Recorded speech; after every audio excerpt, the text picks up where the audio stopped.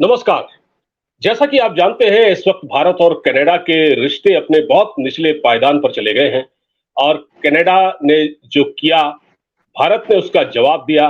Canada ने कहा कि भारत ने उसके एक नागरिक को, जो कि एक हकीकत में एक आतंकवादी था, हरदीप सिंह निज्जर, उसको मरवाया है और इसका कोई सबूत भी नहीं दिया।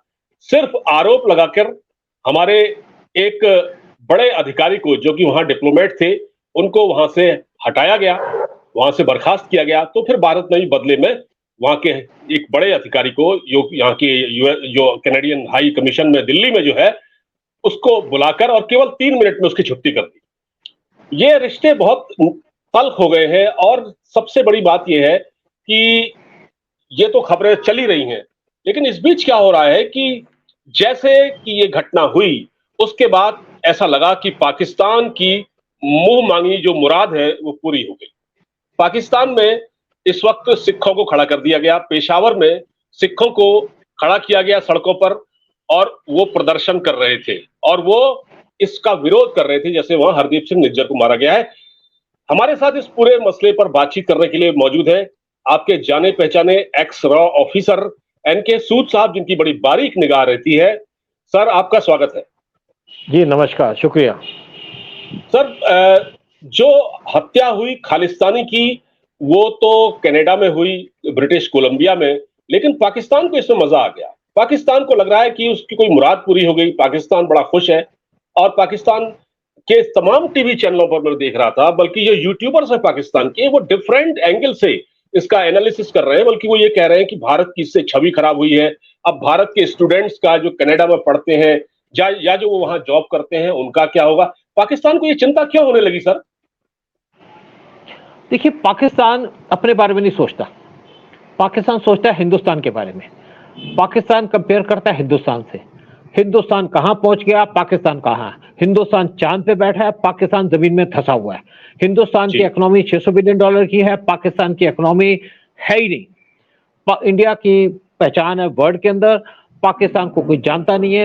इंडिया को जानता है as a economic power, India को जानता है as a super power. India को लोग पहचानते हैं, उसकी अपनी अलग पहचान है। पाकिस्तान की कोई पहचान नहीं है। पाकिस्तान को लोग जानते हैं टेररिस्ट, और पाकिस्तान एक टेररिस्ट के मरने पे सेलिब्रेट कर रहा है। उसको लगता है कि उसको कनाडा की सपोर्ट मिल गई है। और ये देखिए, बड़े छोटे दिन की बात है, थोड़े दिन की बात है। ना कनाडा इसको झेल पाएगा, ना पाकिस्तान झेल पाएगा। कनाडा तो हट जाएगा, क्योंकि जस्टिन ट्रूडो बहुत अनपॉपुलर हो गए हैं अब कनाडा के अंदर। जस्टिन ट्रूडो को कोई सपोर्ट नहीं मिल रही वर्ल्ड के अंदर। जस्टिन ट्रूडो ने बात की 5 आई कंट्री से, यानी कि न्यूजीलैंड से, आपका ऑस्ट्रेलिया से, यूएस से और इंग्लैंड से। किसी ने उनको सपोर्ट नहीं किया, क्योंकि 5 आई कंट्रीज एक दूसरे को सपोर्ट करती हैं। ये इशू उठाना चाहते थे G7 में, वहां पे इशू नहीं उठा, क्योंकि इशू है नहीं। आप सिर्फ एक तोहमत लगा रहे हैं देश के ऊपर, इंडिया के ऊपर, जो G20 समिट को बड़ा सक्सेसफुली लॉन्च करके चुका है। और जस्टिन ट्रूडो जिस तरीके से डील कर रहे हैं सिचुएशन से, बदनाम हो रहे हैं। देखिए, इन्होंने इंडियन डिप्लोमेट को निकाल दिया, ये कहा कि रॉ का ऑफिसर है। एक इनकी बहुत भारी गलती है कि किसी ऑफिसर या डिप्लोमेट को एक्सपोज करना, उनकी गवर्नमेंट के ऑफिसर्स के द्वारा, फॉरेन मिनिस्टर के द्वारा या प्राइम मिनिस्टर के द्वारा। इंडिया ने भी रिटेलिएट किया। जो इनका इंटेलिजेंस का चीफ था, उसको यहां से निकाल दिया, बेइज्जत करके निकाला। और उसको एक बात कह दी कि आपको 5 दिन का टाइम मिलेगा, 2 दिन का टाइम आपको एक्स्ट्रा मिलेगा अगर आपका प्लेन खराब हो जाता है। ये इंडिया ने इनको थप्पड़ मारा इनके मुंह पे, क्योंकि जस्टिन ट्रूडो एक एडवांस कंट्री के प्राइम मिनिस्टर हैं, इंडिया के अंदर आए, उनका प्लेन फ्लॉप हो गया। 2 दिन तक इंडिया के अंदर बैठे रहे, किसी ने उनको पूछा नहीं। और इनको इंडिया ने ऑफर भी किया, हम तुमको प्लेन देते हैं वापस जाने के लिए, क्योंकि अपने कंट्री के अंदर वो गंद को रखना नहीं चाहते थे। लेकिन इनको इतनी शर्म आई कि वो प्लेन ले नहीं पाते थे, और पता था कि कंट्री में वापस जाके अपनी कुछ ना कुछ करेंगे। और इन्होंने जिस तरीके से इस केस को उठाया पार्लियामेंट के अंदर, बगैर किसी प्रूफ के, बगैर किसी एविडेंस के, और कंट्री से रिलेशन खराब कर लिए इन्होंने। 19 इंडिया के साथ, जो एक बड़ी कंट्री है जिसकी 99.999% पॉपुलेशन है, उसको नाराज कर दिया। सिर्फ 0.001 की पॉपुलेशन जो खालिस्तानियों की है, उसके सपोर्ट में या उससे सपोर्ट लेने के चक्कर में। ये सोचते हैं कि सारा हिंदुस्तान खालिस्तानी है। इनको पता ही नहीं है कि हिंदुस्तान क्या है, इनको पता ही नहीं पंजाब क्या है। ये हमेशा इंडिया के अंदर इंटरफेयर करते रहे हैं। एक्चुअली क्या था कि 1950s और 60s के अंदर इंडिया को वीट दिया करते थे। हमारे पास उस टाइम पे खाने की वीट नहीं होती थी। अपनी खराब या बची हुई वीट दिया करते थे, जो हमारे लोग खाते थे। उस टाइम कहते थे कि लाल गेहूं। और आज इनके अपनी कंट्री के अंदर बहुत सी चीजों की शॉर्टेज है और इंडिया के ऊपर डिपेंडेंट है। ये अपनी कंट्री के अंदर इवन जो डेवलप्ड कंट्री है, कोविड की वैक्सीन नहीं बना सके या अपने लोगों को जी। बचा नहीं सके, जबकि इनकी पॉपुलेशन भी कम है। इंडिया की पॉपुलेशन है 140 करोड़ और इंडिया ने अपनी कंट्री के लोगों को बचाया, साथ में पूरे वर्ल्ड को कोविड सप्लाई की। इंडिया की इमेज के सामने इनकी कोई इमेज नहीं है, कोई पोजीशन नहीं है। और आज एक नॉन इश्यू को इश्यू बना करके इन्होंने कोशिश की है इंडिया के साथ रिलेशन बिगाड़ने की। ये इनको बड़ा भारी पड़ेगा। अपनी कंट्री के अंदर या बैकयार्ड पे सांप पाल रहे हैं खालिस्तानी, सांप इनको ही काटेगा। जैसे हेनरी क्लिंटन ने कहा था कि पाकिस्तान को कि आपने अगर कंट्री के अंदर सांप पाले हैं तो आपको तो काटेगा ही, तो सांप इनको भी काटेगा और काट भी रहा है। और बहुत जल्दी इनको उसका असर भी मिलेगा, इनकी कंट्री के अंदर जहर फैलेगा। खालिस्तानी जहरी हैं, इनके अंदर जहर है। ये खालिस्तानी है जिन्होंने 1985 के अंदर इंडियन एयर इंडिया का 182 प्लेन, उसके ऊपर बम रखा था। 329 लोग मारे गए, जिसमें से 268 कैनेडियन थे। और वो गलती किसने की थी? जस्टिन ट्रूडो के फादर ने। जबकि इंदिरा गांधी ने इनको पूरे तरीके से बता दिया था ये खालिस्तानी है, इनको ना पालो। इन्होंने पाले और आज भी पाल रहे हैं। आज भी भुगतेंगे, कल भी भुगतेंगे। इंडिया ना तो 1947 वाला इंडिया है, ना 2010 वाला इंडिया है। इंडिया अब है 2023 वाला, जो वर्ल्ड के अंदर सुपर पावर तो नहीं है, लेकिन सुपर पावर का स्टेटस रखता है इंडिया। और उसको इन्होंने चैलेंज किया है। और दूसरी तरफ पाकिस्तान जो मरा हुआ सांप है, वो भी खड़ा हो गया इसको देख करके। पाकिस्तान को लगता है कि शायद उनको एक नया वेपन मिल गया इंडिया के खिलाफ। और पाकिस्तान जब तक अपनी कंट्री की प्रॉब्लम को रिजॉल्व नहीं करेगा, उसकी तरफ नहीं देखेगा, तो पाकिस्तान कभी प्रोग्रेस नहीं कर सकता। पाकिस्तान आज है, कल है, परसों है, या कब तक चलेगा? हफ्ता, 10 दिन, महीना, 4 महीने, 6 महीने, 8 महीने, उससे ऊपर पाकिस्तान चल नहीं पाएगा। अच्छा सर, मैं ये देख रहा था कि पाकिस्तान के जो चैनल है इस मुद्दे को, यदि खालिस्तान के मुद्दे को और जो भारत और कनाडा के बीच जो कॉन्फ्लिक्ट चल रहा है, इसको बड़ी ही प्रमुखता से इस पर चर्चा कर रहे हैं। न सिर्फ वहाँ के अपने वहाँ के प्राइवेट टीवी चैनल, बल्कि वहाँ के ये यूट्यूबर्स जो इंडिया में देखे जाते हैं, वो भी इसका बड़ा उनको भी पता लग रहा है। उनको न जाने क्या हो गया है कि वो इतना चिंतित होने लगे भारत के लिए। दूसरी चीज ये है कि मैंने एक खबर और सुनी थी कि अभी पिछले 5 दिनों के भीतर, पिछले 5 दिनों के पहले, 5 दिन से पहले, जो खालिस्तान का जो चीफ है कनाडा में, उसको भरपूर फंडिंग हुई है। और उसका मकसद ये है कि वो उस पैसे का इस्तेमाल करे और इंडिया के खिलाफ एक माहौल बनाए, लोगों को सड़क पर निकाले, लोगों को भड़काए, हिंदुओं को मतलब परेशान करे। ये सारी स्ट्रेटेजी वहां बन रही है और इसके पीछे आईएसआई है, जैसा कि आपको मैंने बताया। तो सर फिर तो ये बड़ी कॉम्प्लेक्स सिचुएशन हो रही है। देखिए, कुछ कॉम्प्लेक्स नहीं है। ऐसा नहीं है आज पहली बार खालिस्तान उठा, कई बार पहले भी उठ चुका है। 1990s में उठा था, 2000 के आसपास भी उठा था। और आज, उस टाइम पे हमारी गवर्नमेंट स्ट्रांग नहीं थी। आज हमारी गवर्नमेंट स्ट्रांग है। उस टाइम पे हम इतनी बड़ी कंट्री नहीं थी, आज हम उससे बड़ी पावरफुल कंट्री हैं। और सिर्फ कनाडा बैठा हुआ है।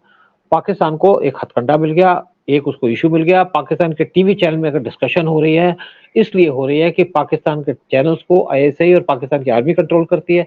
पाकिस्तान के टीवी चैनल्स के ऊपर डिस्कशन होनी चाहिए थी पाकिस्तान की इकोनॉमी की। पाकिस्तान के टीवी चैनल पर डिस्कशन होनी चाहिए थी इमरान खान की। पाकिस्तान के टीवी चैनल पे डिस्कशन होनी चाहिए थी भूखमरी की। पाकिस्तान के टीवी चैनल में डिस्कशन होनी चाहिए थी उनकी इकोनॉमिक कंडीशंस की। पाकिस्तान के अंदर डिस्कशन होनी चाहिए थी किस तरीके से पाकिस्तान को बचाया जाए।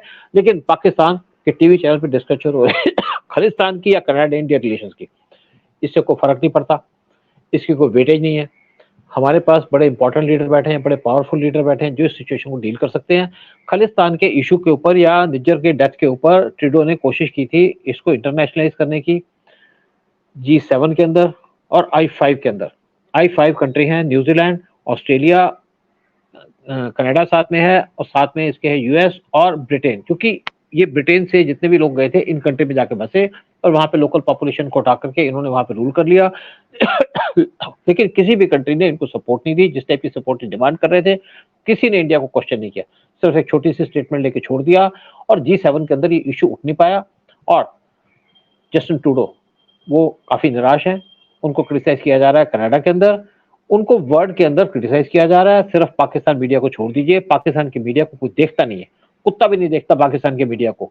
सिर्फ पाकिस्तान के अंदर बात होती है, पाकिस्तान की बात नहीं होती, इंडिया की बात होती है, इंडिया से कंपेयर करते हैं। इंडिया पहुंच गया चांद पे, पाकिस्तान पड़ा गड्ढे में। क्या कंपैरिजन जी दोनों जी। कंट्री का?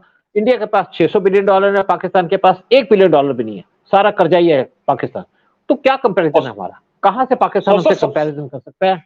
सबसे बड़ी ये है कि मैं ये कह रहा था कि एक समानता है कनाडा में।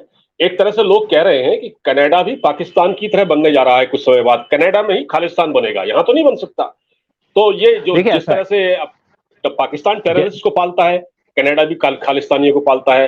कनाडा भी भारत के कहने पर एक्शन नहीं ले रहा, पाकिस्तान ने भी आज तक कोई एक्शन नहीं लिया। तो दोनों में काफी समानता है, तो दोनों को ये सूट देखिए करता है। बिल्कुल। देखिए दूसरी बात है कि खालिस्तान अगर बनाना चाहते हैं तो बनाए, हमें क्या दिक्कत है? पाकिस्तान में बनाइए, कनाडा में बनाइए, हम अपनी जमीन का एक टुकड़ा नहीं देंगे, 1 इंच नहीं देंगे। और ना ले सकते हैं। जितने भी खालिस्तानी है ज्यादातर क्या है, ये ड्रगिस्ट हैं, स्मगलर्स हैं और उल्टे सीधे धंधे करते हैं। आप देखिए गुरुद्वारों निज्जर पर कौन कब्जा था? कर रखा है इन्होंने। हाँ वो कर रखा है। निज्जर कौन था? निज्जर एक प्लम्बर था, मतलब छोटे तरीके का प्लम्बर था, और वहां जाकर के उसको राजा का स्टेटस दे दिया कनाडा के अंदर। और जितने भी इनके सिख बैठे हैं, टेररिस्ट बैठे हैं, खालिस्तानी बैठे हैं, इनकी कोई औकात नहीं है। जितना शोर मचा ले कुछ नहीं मिलेगा इनको। हम आज, जैसे मैंने कहा, ना तो 1960 वाला इंडिया है, ना 2010 वाला इंडिया है, आज इंडिया है 2023 वाला। आज हम आगे बढ़ रहे हैं और वर्ल्ड हमारे पीछे लगा हुआ है, पीछे साथ चल रहा है। सिर्फ पाकिस्तान जैसी कंट्री डूब रही है और दूसरी कंट्री डूब रही है कनाडा। देखिए कनाडा ज्वाइन करना चाहता था क्वाड, चाइना के खिलाफ, लेकिन इंडिया ने जी। कनाडा को यहाँ ज्वाइन नहीं करने दिया, क्योंकि इंडिया का उसमें बहुत ओके। ज्यादा महत्व है। उसके अंदर इंडिया के साथ वहां पे यूएस बैठा है, इंडिया के साथ बैठा है ऑस्ट्रेलिया, इंडिया के साथ बैठा है जापान। तो कनाडा हमारे लिए इंपॉर्टेंस नहीं रखता। हमारी ट्रेड भी शायद 2 या 3 बिलियन डॉलर की है, उससे ज्यादा बढ़ भी नहीं रही।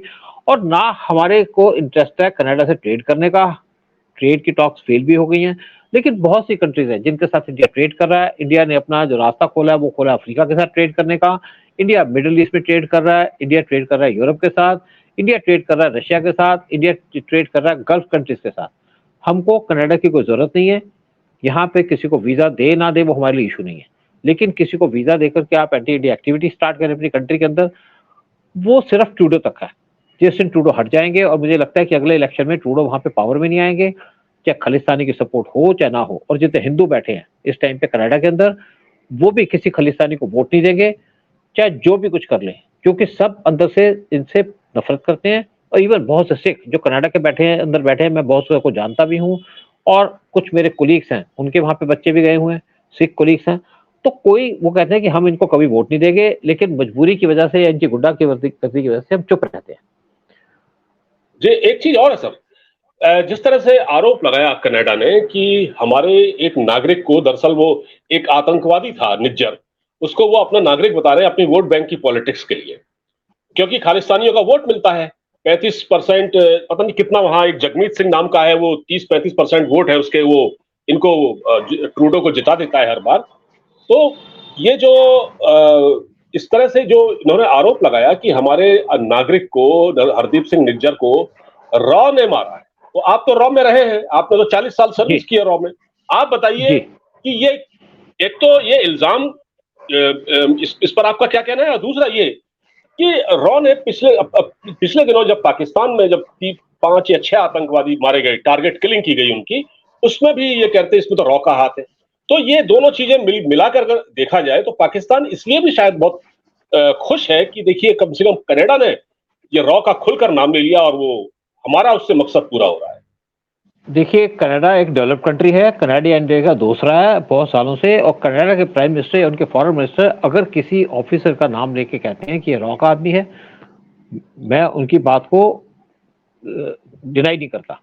लेकिन किसी भी तरीके से इनकी ड्यूटी नहीं बनती या इनकी रिस्पॉन्सिबिलिटी बनती है कि किसी का नाम लेके उसको कहना कि ये रॉ का आदमी है, उसको एक्सपोज करना। कल हम बहुत से लोगों को एक्सपोज कर सकते हैं जो कनाडियन यहाँ पे डिप्लोमेट बैठे हैं, हमें पता है कोई इंटेलिजेंस के लोग हैं। लेकिन अगर कोई इंटेलिजेंस का आदमी बैठता है अपनी सिक्योरिटी के लिए बैठता है, किसी का मर्डर करने के लिए नहीं बैठता। और जिस तरीके से इन्होंने एक आदमी को एक्सपोज किया है, उसको रॉ कर एजेंट बता करके, रॉ का आदमी बता करके, जिस कहते हैं उसने निज्जर को मारा, प्रूफ इनके पास है नहीं, सिर्फ ये बातों की, सुनी हुई बातों के ऊपर एलिगेशन लगा रहे हैं। तो उसके बाद जो दूसरा आदमी मरा, एक और भी तो मरा है ना, कल क्या नाम है उसका, तो अरे वो उसके ऊपर क्या, सुक्खू। हाँ सुक्खू मरा। तो जब हाँ। सुक्खू मरा तो रॉ का तो ऑफिसर वहां था नहीं, तो उसको किसने मार दिया? जी मतलब क्या आईएसआई बिल्कुल मार रही है इनको? क्या इनको आपस की जो लड़ाई है वो मार रही है? एक्चुअली क्या है कि वहां पे जो आपस के लोग हैं, इनकी आपस में लड़ाई चल रही है एक दूसरे के साथ, क्योंकि सारे के सारे स्मगलर्स हैं, सारे के सारे एंटी नेशनल लोग हैं, सारे के सारे एक दूसरे से नफरत करते हैं और सारे के सारे ड्रगिस्ट हैं। तो इनकी आपस की दुश्मनी है। कुछ लोग चाहते हैं गुरुद्वारे पे कंट्रोल करना, क्योंकि गुरुद्वारों पे बहुत सारा पैसा है और उसी की वजह से इनके मर्डर हो रहे हैं, इनको मारा जा रहा है।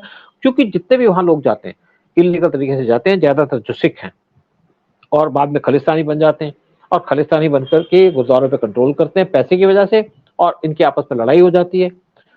चोर एक दूसरे को मारेगा नहीं तो क्या करेगा? मिलकर तो रह नहीं सकते।